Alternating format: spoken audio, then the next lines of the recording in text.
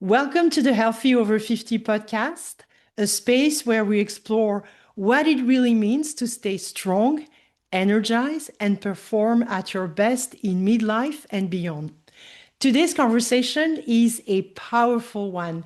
I am joined by Arlette, someone who truly embodies what high performance looks like across both body and career. Arlette has first built an impressive career in tech, working with global companies like Google and Pinterest, while at the same time competing at the highest level in sport. Today, her life has changed. She will tell us about it. She's a champion, a world champion in weightlifting and powerlifting, representing Ireland, which, if you think about it, is already extraordinary on its own. But what makes this conversation so interesting is how she's managed to balance high pressure corporate performance with elite physical level performance and what that actually takes behind the scene. So, in this episode, we're going to talk about what discipline really looks like when it's sustainable, how to build strength, physically and mentally over time, and what we can all learn about energy, resilience, and performance as we move through our 40s, 50s, and beyond. Because it is not about doing more, it's about doing what actually works for your body and your life now. So let's dive in. Arlette, thank you so much for being here today. That's a conversation that I always wanted to have with you. Mhm. Thanks for being here. Thank you. Thank you so much for having me, Ali, and I'm really excited about this podcast. Yeah, so Mm. maybe I know you well, but they don't. So Mm. would you maybe tell us quickly about yourself? Well, as you people can hear, I have a French accent. It's 50-50. I would say 50% of people who don't know me when they first meet me, they can recognize the French accent, and some others are more curious and ask me where I'm from. But that's mainly where I'm from. I'm from Normandy, and my mother is from Togo, and my dad is from Benin. And I would say my when it comes to my personality, my personality traits, which is discipline, resilience, courage, hard work, and I would say, and the ability to always try to take on new challenges. I'll definitely say that I got that from my mother, who came to France in the early 70s, and I've seen her working up to three jobs. While she was raising up to six kids at some stage on her own, because after going through a traumatic divorce with my dad when I was 8 years old, so she was on her own, I would say, for 5 to 6 years, and she was on her own raising up six kids in a small apartment. So I've seen her really working hard. She wouldn't be complaining. She wouldn't show even any type of emotions, but she really showed us that, to make it in life, you have to have discipline, and you have to work hard for it, because nothing was given to her. She would The good thing is, as well, she would make us accountable. So I've learned having responsibilities and being accountable at early age, because I'm the eldest in the family. I come from I have two brothers and two sisters, and I'm the eldest one. So I had to look after my siblings. So I had to make sure they would be fed. So I had to learn to cook, to do the household, making sure we all had a task that my mother would assign to us. And I had to make sure all the homework was done as well for my siblings. And if something goes wrong, I would be responsible for it. Back then, when I was young, I hated it. I didn't think it was fair. I would take the blame for everything going wrong in the house. But it's good, because when I think the kind of person I'm now, it has helped me to go through so many up and down in life, because from early age I had to step up and look after my siblings and get responsibilities. Comparing to the kids we see nowadays, I just find kids nowadays are not prepared for life. The parents spoil them too much, they cuddle them too much, they give them too much. I didn't have that. And especially growing up in the 70s and in the 80s, there was no entertainment, there was no mobile phone, there was no internet, so you had to entertain yourself. So you had to be social, really get along with your siblings, and we'd go out, playing. We loved going out, playing ball, playing games, playing basketball, soccer, you name it. I absolutely loved being outside and playing sports. I think that's where my passion for sports really, really started, because that's the life we were living. In the 70s, 80s, and 90s, you go out when you are a kid. You don't stay home. My mother wouldn't allow us to watch TV for hours. We had to do the homework, making sure that we keep the house clean, and then she would encourage us to do sports and go outside. So that would give her a peace of mind. I think that was also one of the reasons, but also because she understood that a kid is happier and also, I would say, more disciplined and quiet once is exhausted through sport activity. Through going out and playing the ball. And then when we come back, we wouldn't argue so much. We were five, so two boys and three girls. We were arguing like crazy. But after we went out and we spent all our energy, outside with the friends, you come home, you're more chill. So my mom was clever that way. But it really gave us the passion for sports. We noticed the more active we are, the happier we are. And we are tired. We don't think about anything else. We just want to eat, do our homework, and then go to bed. So we kind of we didn't know, I didn't know anything about mental health and physical health, but I loved it. My favorite time of the year, my favorite time of the day is when I go out playing with my friends. I think especially when you're a kid, you don't like doing homework. So if I had to choose between homework and going playing the ball, I, Yeah. I want to go to play the ball. So I think that would be at early age what really shaped me afterwards and towards doing sport. Really understanding the power that sport activity has, not just on the body, but also on your mind and on the mental aspect of it. And yeah, that's it. I don't know if I spoke too much about my personal background, but that's what I wanted to say. And also, my dad is from Benin. So I left France when I was in my early 20s. So I've lived more abroad than I had lived in France now in my entire life. Wow. And this is so first, like, thanks so much for sharing. For me, it's always an interesting way asking people to introduce themselves, because the way they can choose to introduce themselves a specific way. And what I Mm, find super powerful is that you introduce yourself talking about your upbringing and actually what shaped you as an adult woman. mm, So that's mm, very powerful. I can hear the background, the family background, the diverse origins in the mm, family. Uh, but you being brought up in France, and obviously mm, the wonderful story of your mom and mm, the resilience, the growth mindset she already mm, instilled in you from a mm, very young age. So that's super powerful.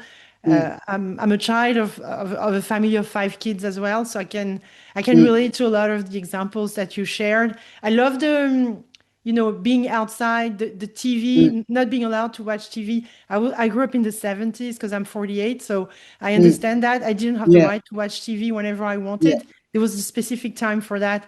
And that Mm, actually shapes who you are, mm, definitely. And mm, that actually says a lot about the way you've been brought up yeah. as a young girl, and the strong background that you probably have. I'm sure you have. So Mm. thanks for sharing that. So I was going to ask you what really shaped you as a woman today, but you kind of touch on it. Anything that you would add to this? Um, I will say one thing that um, especially when I was younger, I was a very very strong-headed feminist. I did not, because I've seen my mother going above and beyond to take care of my stepdad. She'd do everything. All he had to do is come home and then put the feet, just sit down on the table and being served. I was traumatized.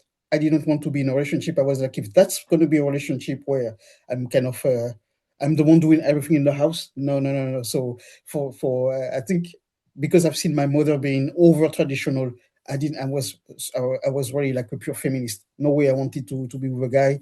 It had to be 50-50. I would say over the years I've changed. I understand that as women we have more responsibility of looking after the house, but I think a nice balance is good. It doesn't have to be 50-50, but I think afterwards, when I went into relationships, I've learned getting a balance. I knew I wasn't expected to do everything because that really traumatized me when I saw my mom, especially being coming from the African continent. Women have to do everything in the house, and the man is the king.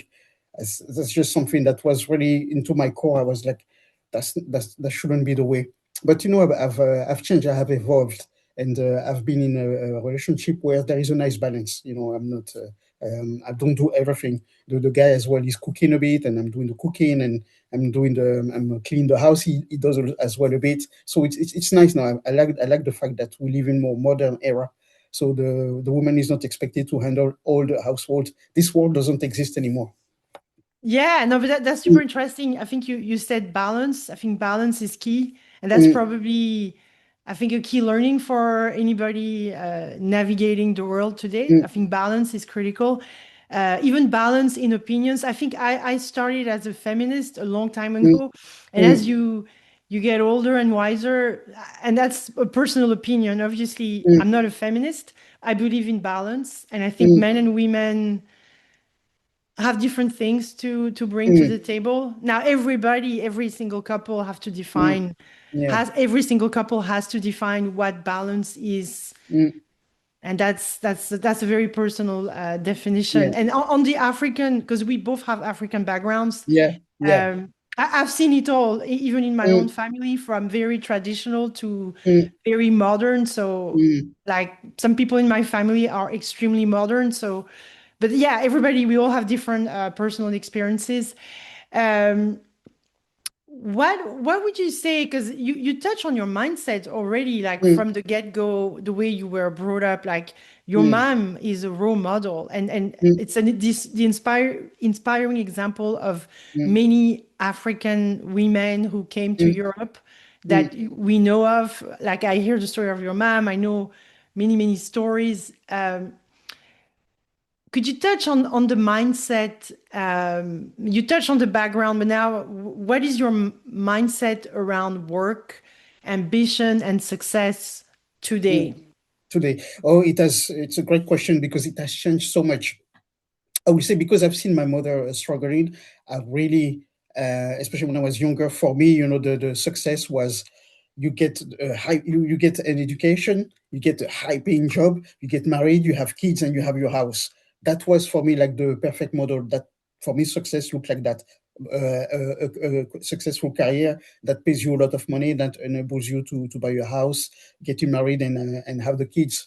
But over the years, it has changed because I've had at early stage straight after I graduated. I got my first, I would say, real job was working for a postal office and as a customer assistant, and I was able to kind of change the role and make it more interesting because I was assigned to a district that's low income with a bad reputation with of danger and violence. But I noticed like there were a lot of association, lot of federation around, and a lot of cultural events happening. And because also the postal office needed, they were also desperate to give a better image of the postal office. So for one of the first events when I started, that was 2 3 months after I started, they asked us if one of us would come to represent the postal office, and I jumped on the occasion. I absolutely loved that event, and it was on the local newspaper. And then I realized that's a perfect opportunity because I looked at the agenda of all the cultural events in that district, and I made sure to be part of it. So I made sure it would be just one day or in the weekend, and it really worked out. So I changed my role into more like a marketing event coordinator, representing the postal office and giving a good image and being involved with the association in that district. And it was one of my favorite job. The salary was very low, but I had so much fun. I was creating my own networking. I was meeting new people. I was even writing the articles. I was meeting journalists. I was meeting the mayor, politicians. That was incredible. That made me realize that I didn't see myself as a marketing event coordinator, but I loved it because I developed a new skills and a new network. So, but the money wasn't much. So I realized over the years I had more job like that where I wasn't paid a lot, but I had so much fun. So for me, then success they become different. I think I accepted the fact that you cannot have it all. Either I had very high paying job like my latest job, Pinterest, a six-figure position where I was miserable, or I had job that was paid very low, but I had so much fun. I was laughing with the colleagues. You did not even feel like work. So for me, success is when you can find a balance. I think it's okay to even have jobs. I had jobs where that weren't very exciting, but they enabled me to pay my bills, to save money, spend quality time with the family and the friends and the partner. So that's for me. That's what success is. No matter what the job is, because I think very few people get to do what we do. Working in the field that you love and making some money out of it. So I'll say most people work in jobs that they don't like. But if that job enables you, to go on holidays, provide for your family, spend quality time with your loved ones, saving some money, pushing for your future, following your passion, your personal passion outside work. So that's great. You not everybody has the luxury to do what they love for a living, but as long as you don't lose yourself in the job and the job enables you to grow as a person, I think to me that's what success is. The money is important. Let's be real, it's important, but as long as there is more to it than money, I think for me that's what success looks to me. No, now. All right. So just to, yeah, so a few things, I think a few gems there that you shared. I love the idea that you said you found yourself in a job that you would Mm, not have anticipated that you would have mm, worked in, yeah. and you realize you loved it. Mm, So sometimes life takes us places if we are yeah. open to opportunities where we Yes. can learn new skills, we can grow, and we can have fun, and we can Mm, find joy, mm-hmm, and we can connect. Because I feel mm, like connection is a big thing for you. Because when you yes. spoke earlier about your childhood, you've mentioned going outside, being excited to meet friends Mm, outside, connect. mm, And there again, you were talking about that great mm, experience where your face is actually lighting up. mm, And when you spoke about connecting with people, so I mm, can't help but notice that, mm, and that is wonderful. So what I'm hearing is success. The definition of success changes over time, mm. Yes. but it seems like what would you say is so success is not linked to money necessarily. Yes. Mm, What is it if you had to, and sorry to put you on the spot with yeah. kind of a an original question. It's Mm, like I'm a visual person, so if I had to ask you, mm, what would be if we had to use an equation to mm, define mm. what success is, would you say success equal this plus that? What would that be? What would be the unknown values that you would put in your equation for success? So I would say for me is when you can live according to your live according to your values, while you're also able to grow, as a person. What I mean by that, to grow, to live by your values. You see, last year, as I was mentioning, I worked 6 years, for Pinterest, and I grew really like into that role, into that industry in sales and digital marketing. I started at the lowest level. That's when we met, actually, in 2017, Yeah, 2018. that's very I was true. at Yeah, the I remember that that. was at I was at the lowest level, and it was fun. I think it was perfect at the time, especially to train for bodybuilding, because it was easier for me to really coordinate my training, my nutrition, while doing the job full time and going to the office 5 days a week. Because before COVID, everybody was going to the office 5 days a week. So, and then I was able to grow to a six-figure salary. But what happened then? Once I was at the peak of my career, I forgot to mention it earlier. My binge eating disorder came up. So that's something I forgot to when I introduced. That's something I forgot to mention. I have a binge eating disorder that I have developed since childhood, because when I was mentioning my mother comes from a background where when she was a child, she's seen her mother who was starving herself so that herself and her brother could eat.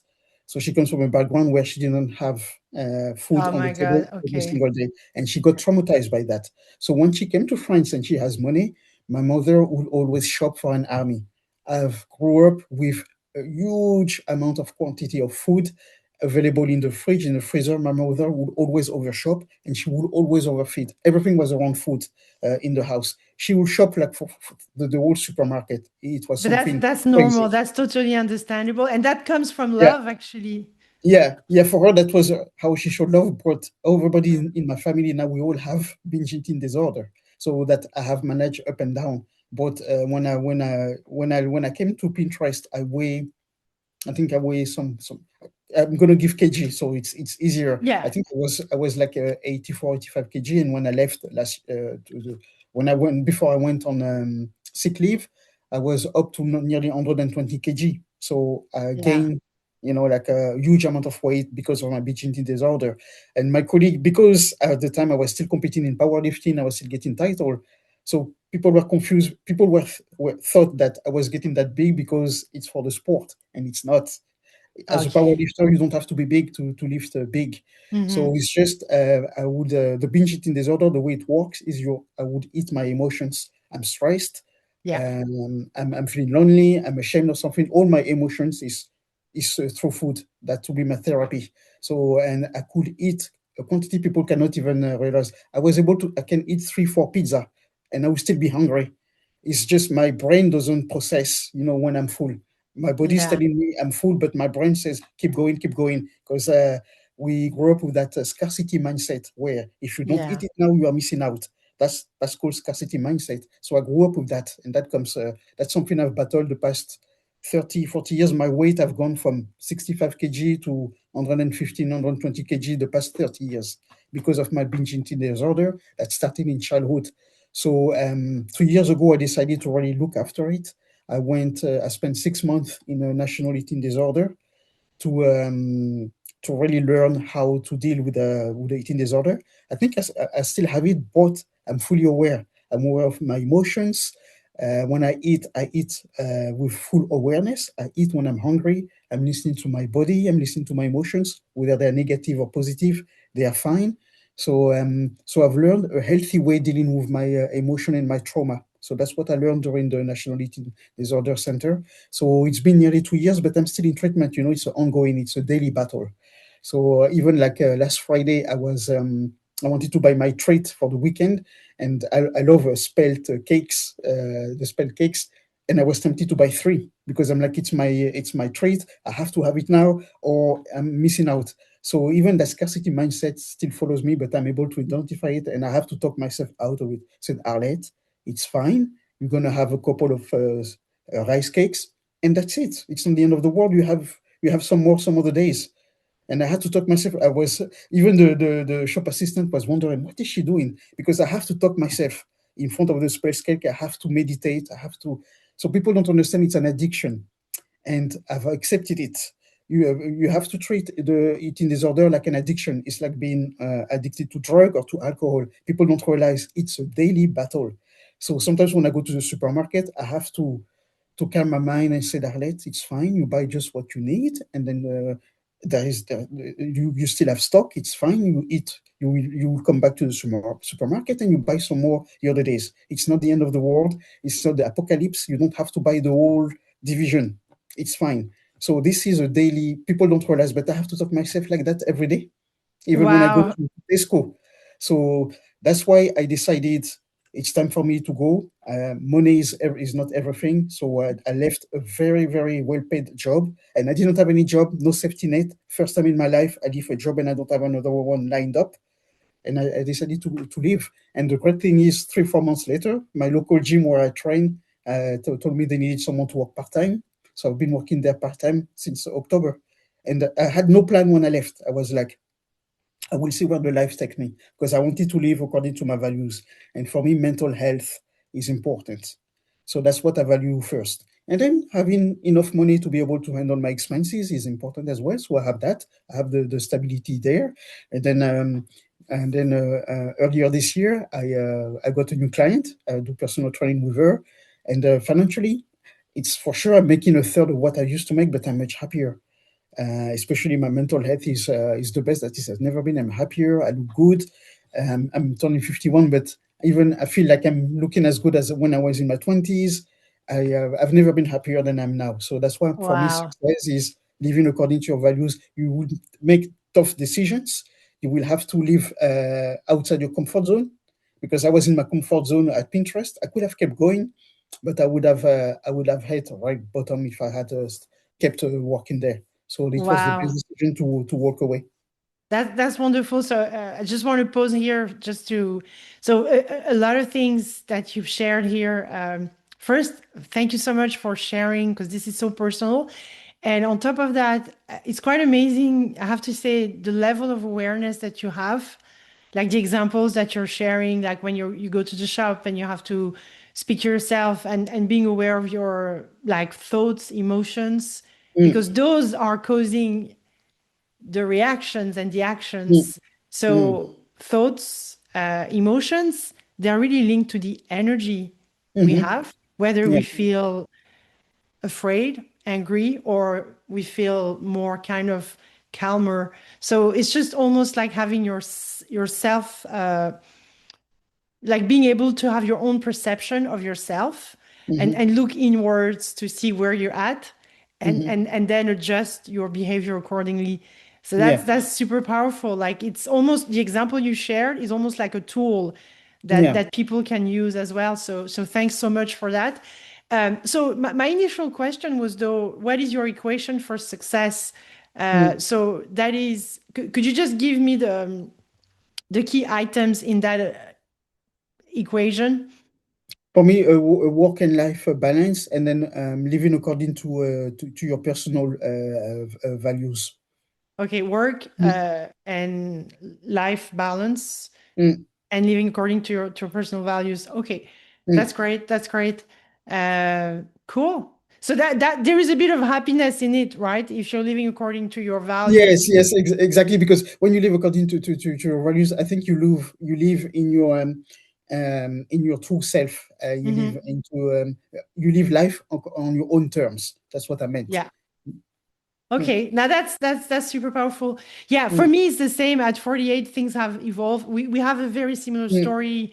Yeah. Used to be in tech for 20 years, and now I Mm, just there are things I could not do, and there are mm. things I would not compromise with. I say no Yeah. to clients Mm, because I just don't feel it would be right mm-hmm. or that I'm the right coach Yeah. for them.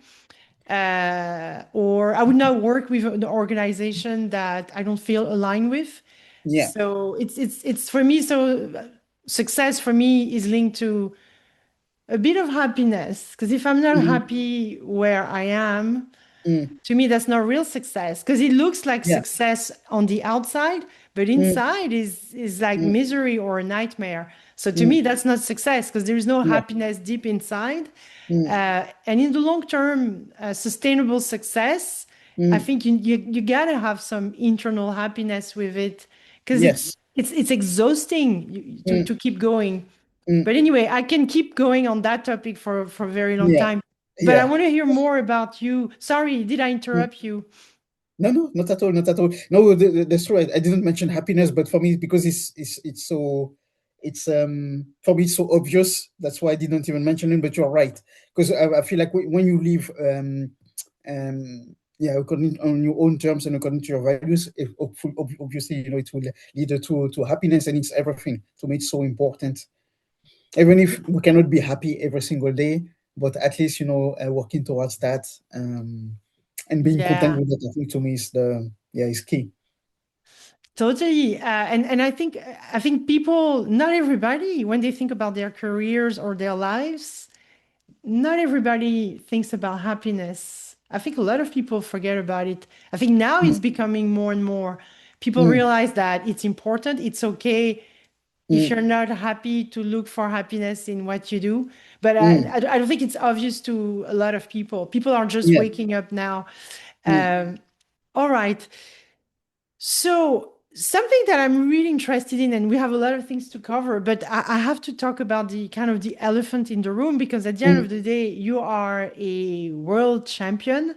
mhm, And like there is the corporate Arlette and there mm, is the sport athlete. You and I mhm, met in the gym. You mhm, were preparing for a bikini competition a long, long mm, time ago. I think that yeah. was before my dad passed away. So that was Mm. I can't even 2017. remember. Yeah, it was in 2017. Yeah, 17. Yeah. yeah. And you were like shredded, like super like lean. And so could you just briefly, you have so many you won so many competitions and we can see kind of the trophies behind you. Could you Mm, just tell us a bit about, hey, in terms of a sport athlete, this is what I do, this is what I've done, this is what I do, and maybe this is where I'm going. You want to mm, share that with us? Because I think you can inspire so many people. Because in the sport there is that discipline. So mm. just tell us. We want to know. Yeah, so I can explain how I went into powerlifting. So I remember when I was back then I was in Right Minds, and I just joined a gym, and there was this personal trainer who was giving you two free sessions, and then afterwards you could walk with him. So I said, let's go for it. And after the first one of the reasons why I wanted to hire the personal trainer is just because I wanted to get back in shape. My usual dilemma. And then after 6 weeks, he was like, you're very strong. So you're very strong. You should definitely consider compete either in athletics, doing shot put, or even discus, hammer throw, or powerlifting. He said you'll be very good at that. And I mean, I've done athletics before, and I've done shot put and discus, but I never thought of going back to it. But powerlifting for me, that was new. I was like, yeah, why not? And then I researched for powerlifting competitions. So I went down to Cork. There was a national championship, and then I saw how it was happening, and I loved the atmosphere. And there were quite few female athletes. So it was, I wouldn't say it was 50-50. It was maybe 70% men and 30% women, but everybody was supportive of each other. Anytime there was a lifter on the platform, everybody will cheer up for them. So I love that. And it didn't. And I've seen athletes from different size and form, because I was thinking that was in the early 2010s. For me, being an athlete, you have to look ripped, have muscle showing up. If you don't look like that, you are not an athlete. So I was kind of at a stage where I was going to turn 40. I wasn't feeling very confident in my shape. So I was like, being an athlete, I don't think I look like one. But then when I saw the athletes at that competition, I was like, yeah. So the athletes came in all different shapes and forms. So I was like, why was I convinced that you have to look a certain way to be an athlete? Limiting beliefs for you. Exactly. So that was eye opener, and then I joined the Irish Drug Free National Federation straight after, and then I went Wow. fully for it. I absolutely loved it. I was in the over 90 kg category, so there were less women in that category. I was always one of the bigger athletes, but It didn't matter because everybody was friendly, was really friendly, and it really empowered me to work to compete in a sport that's with such an emphasis on strength and on power and strength. And I just found it so empowering. And also what I liked at the time, I really promoted the sport a lot on social media, so it really brought more women. After 2 3 years, we were Mm-hmm. some of the competition, it was nearly 50-50, because I think other women like to see the fact that I was plus size, training in powerlifting, because the same, a lot of people believe that to be an athlete you have to have that look, and Yeah. not at all. So it was actually promoting a healthy way of competing in a sport. And at the time, the way I would, because I was working in a high pressure job, I always make sure, for me the main thing is always preparation. I will always prepare my bike the day before. I will always make sure that I always do my workout before going to the office. So I'm an early riser. I'm lucky that way. Some people are not, so they go to the gym afterwards. But I'll have everything prepared the night before. I also prepare my food so that I just have to grab the bag early in the morning. I'll eat the gym for 1 hour, 1 hour and a half, and then I'll walk to the office. So I organize my whole life around that, and my ex as well was very very supportive. So I go to the gym 3 4 times a week. My whole week was organized around that. So at the office, I do all the hours, and then walk. I would walk back then afterwards at home. But for me, the main thing was to be prepared the day before. The bag has to be prepared, and doing it before going to the office was just better, because then I don't have any excuse. I just find when I try to do it in the evening, sometimes I skip it because I'm too tired. So I really had to make sure to be to integrate my training in the day before the office. And also, as I said, back then we didn't have the option to work from home, so Yeah. I had to carry all the time a big backpack, so a very, very comfortable backpack. And also, I was lucky. I also had my heels. I will keep them under my desk, and I will always have some comfortable shoes. Always have an extra set of clothes, Yeah. just in case I'm sweating. So always organize myself so that I can walk long distance with a big backpack and then comfortable shoes. So always have to make sure that. And in the weekend, I make sure I do all the laundry and organize my bag for the weekend. Always organize the week ahead what I'm going to do, what type of training I'm going to do, and So, implement it. so a lot of planning, always That's it. ready, Yeah, a lot of anticipation. So yeah, that's how you started your mm, like sport. I'm just gonna say career as well. mm, yeah. Um, but could you tell us exactly like could you tell us about the championships and the trophies that you got so that we get a mm, sense because you've mm, competed at a very high level. yeah.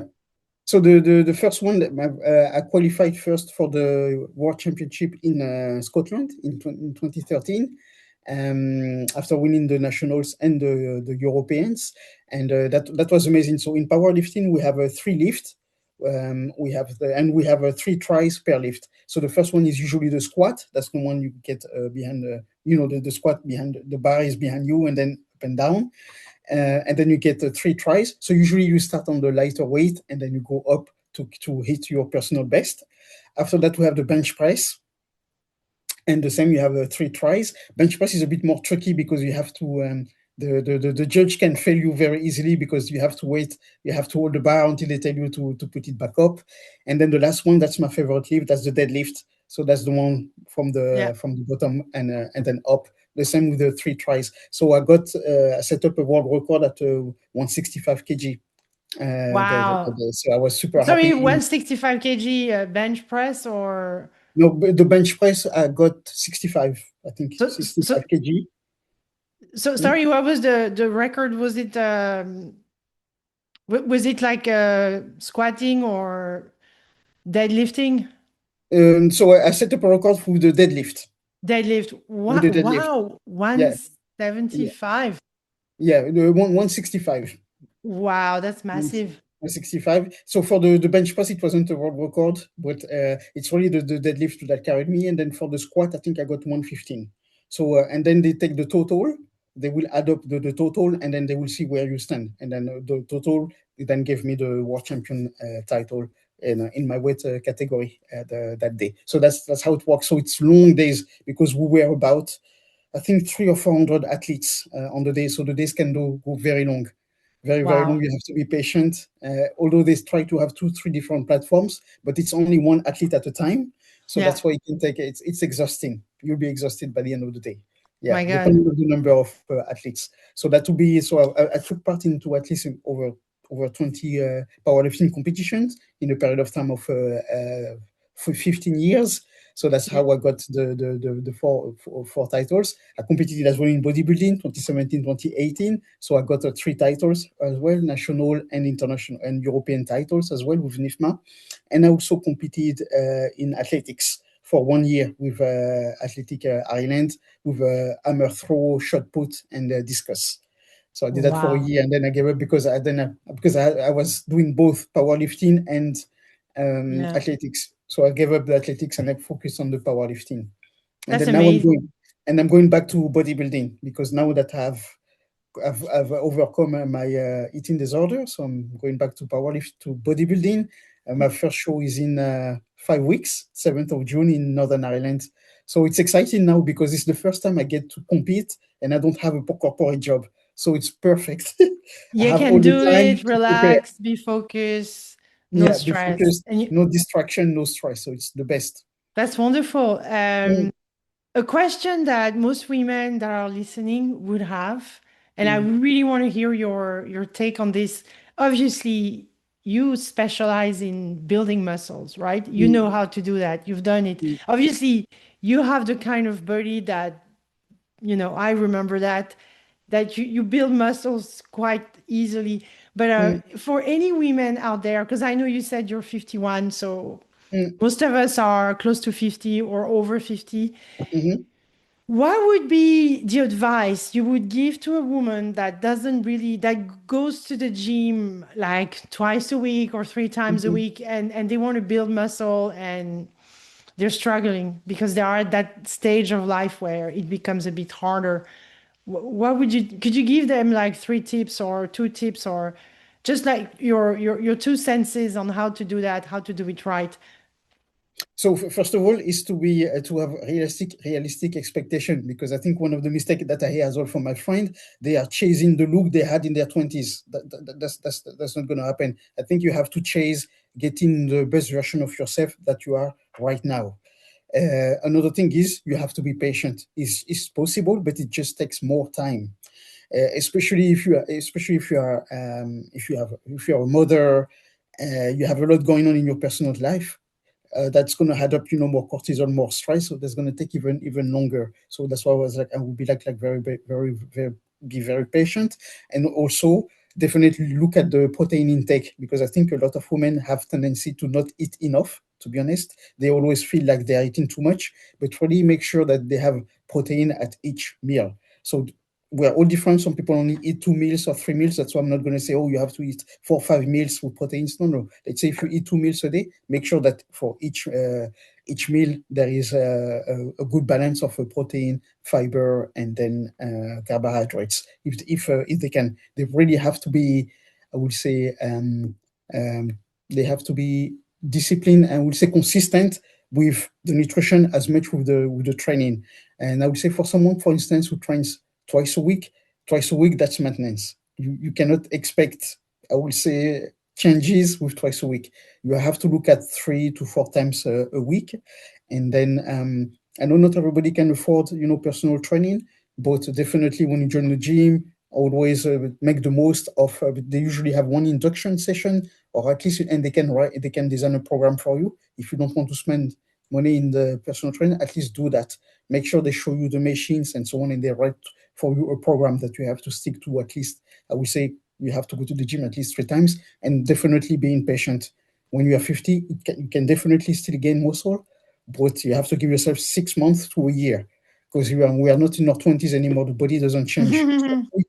So if you are consistent at least 3 to 4 times, and you have a proper program, you lift weight, you definitely include weight training in your program. You're also consistent with your nutrition.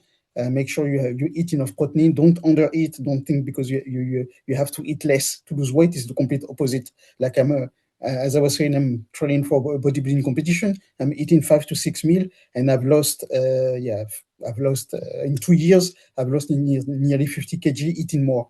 So it's definitely what you eat The based on your quality, lifestyle yeah. and the quality that's going to make the difference. Mm. But I'll say definitely the patience thing, because I have a couple of friends as well in their 50s and they see how my body is changing. But I was like, I've been at it for 2 years. It's taken me a lot of time to get to where I'm at. It took a long time. It's a long journey at our age, long journey. Yeah. Okay, now that's super helpful. Thank you so much for that. I mean, since we kind of touch on, fulfillment, happiness, Mm, and success. So today, because today you're living a bit of a different life. mm. What balance means to you today? What does that look like for you today? Absolutely, like you mentioned for balance, like you mentioned earlier, that you even refuse some client when you know this is not going to be a fit, and you even refuse to work with some companies if they don't align with your values. So that's the same for me. Like I love working part time, so I also have a client. But for me, no matter what happens, I make sure that I have my head space, my mental space. I am not willing to work even full. I don't want to work full time anymore. I love working part time, and I might take on 1 or 2 more clients, but that's it.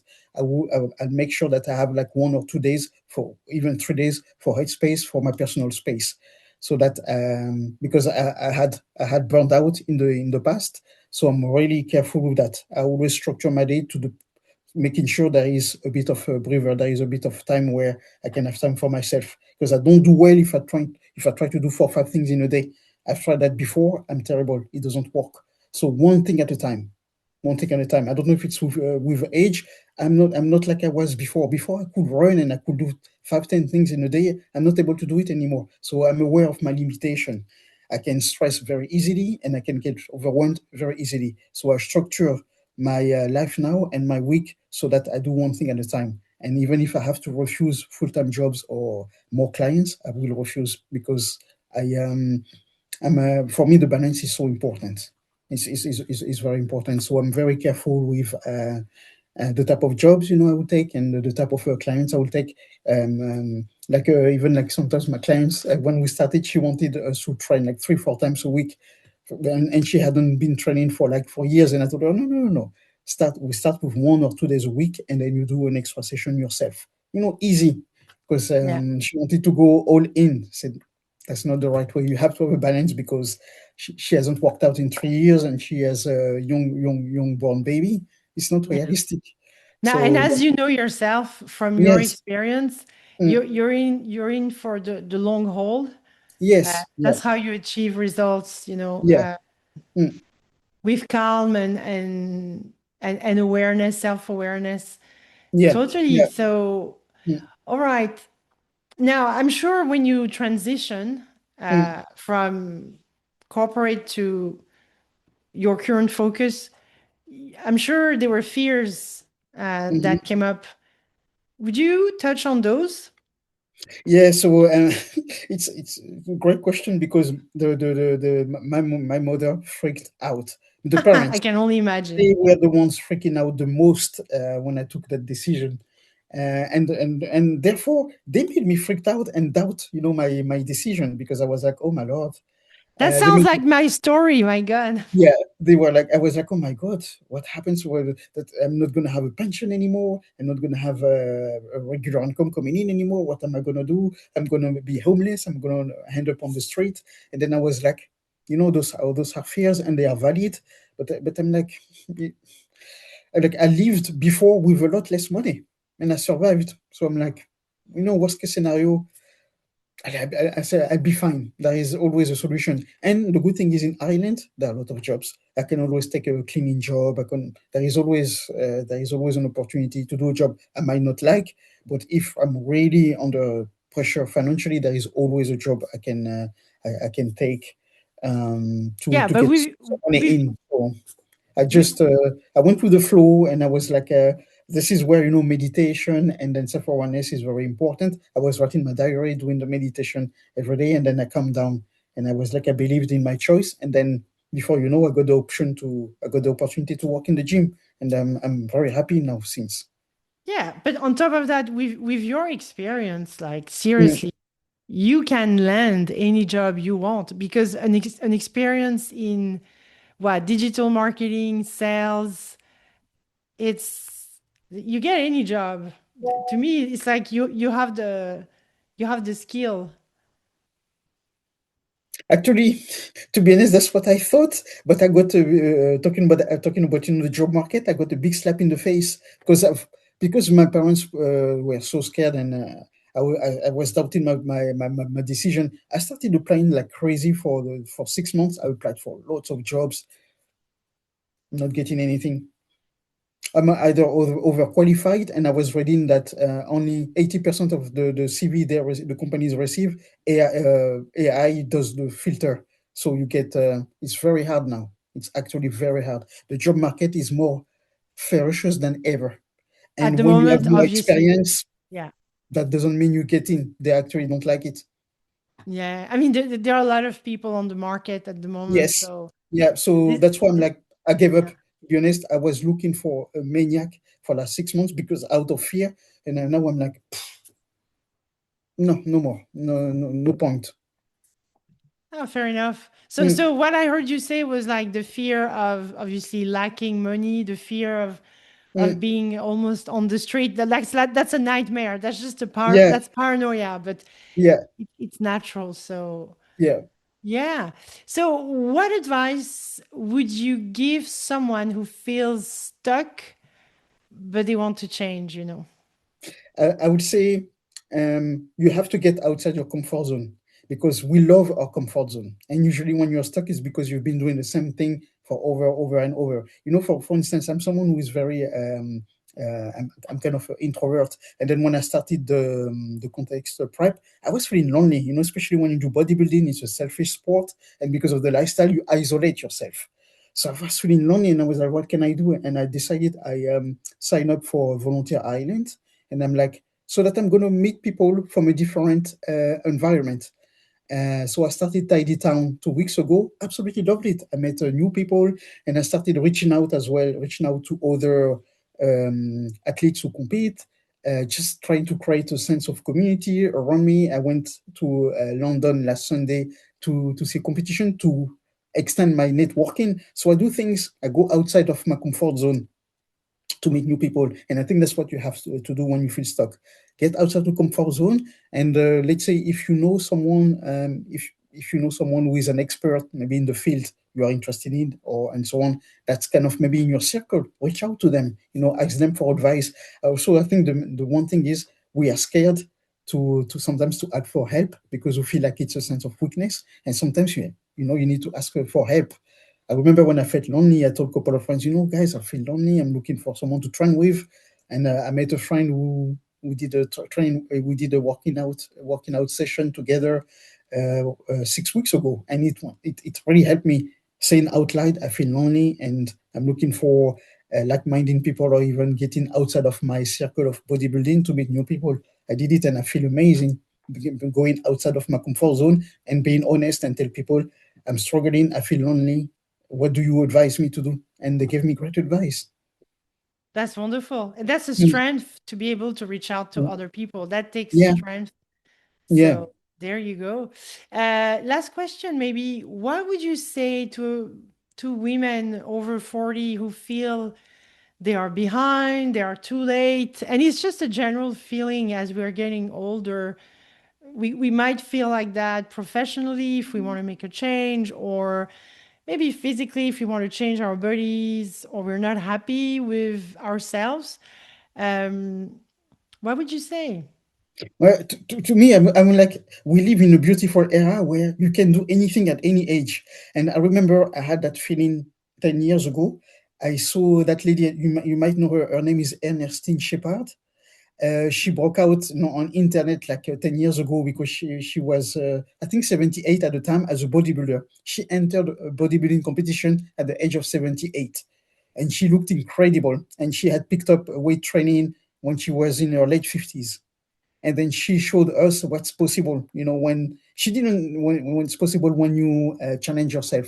So I think nowadays there is no, for sure, you know, by biology you'll be limited to do some things because of your age, but now you see so many individuals that achieve amazing strength, fitness, even who are successful in business in their 50s, 60s, 70s. Nowadays age is no longer a limitation. There are even TikTok or social media influencer in the 60s, 70s who are doing really well. So I love that. there is a market and place for everybody at any age, because it's not like the generation of our parents. You know, our parents didn't know any better. Once in the 70s, 80s, or 90s, once you're a woman of 40, 50, your life is finished. There is nothing more for you. But nowadays, life starts at 40, 50 I because you have love more it. knowledge, more wisdom, more life experience, and you can bring so much to the table at that age. I think it's, you know, it's now it's completely, it's the opposite. There is no age limit, and everybody, all the time I see, I mean, on a daily basis, I see people of older than me that achieve even more than I have, and I'm like, wow, I'm looking up to that person.